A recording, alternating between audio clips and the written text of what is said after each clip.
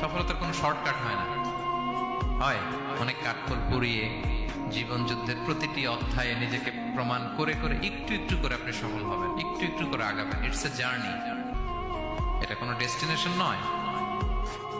এবং সফল হওয়ার পথ পরিক্রমায় কোনো লিফট নেই, সিঁড়ি বেয়ে উপরে উঠতে হয়। কি বেয়ে? কিন্তু আমরা সফল হতে চাই কিভাবে? ডাইরেক্ট 100 তলায় আমি সফল, উপরে সবার উপরে আমি, এইভাবে চাই সফলতাটা। সবার উপরে উঠে যাব, গোল্ড মেডেল গলায় পরাই দিবে, আমরা সাকসেসফুল না। সফলতার রাস্তায় কোনো লিফট থাকে না। কি দিয়ে উঠতে হয়? সিঁড়ি বেয়ে ঘাম জড়িয়ে উঠতে হয়। দেখেন, শুধু আলোর মুখ দেখার জন্য মায়ের পেটে আমাদের কত সময় লাগছে বলেন তো? জাস্ট একটু লাইট, হ্যাঁ, 9 মাস 10 মাস সময় লাগছে শুধু একটু আলো দেখবো আমরা। একটু আলোর মুখ দেখার জন্য আমার লাগছে 9 মাস। আর এখানে আমরা শর্টকাট খুঁজি, খালি কি খুঁজি?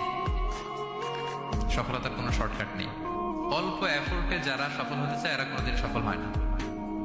ইউসুফ আলাইহিস সালামের জীবনীটা একটু খেয়াল করেন, একটু একটু করে তিনি সামনের দিকে গিয়েছেন এবং সবশেষে ইজিপ্টের ফিনান্স মিনিস্টার হয়েছে।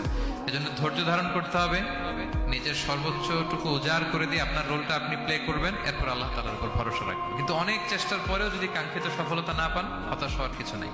কারণ বিশ্বাসীর সফলতা শুধু দুনিয়াতে না, বিশ্বাসীদের সফলতা আখিরাত পর্যন্ত বিস্তৃত। ওইটা আসল সফলতা।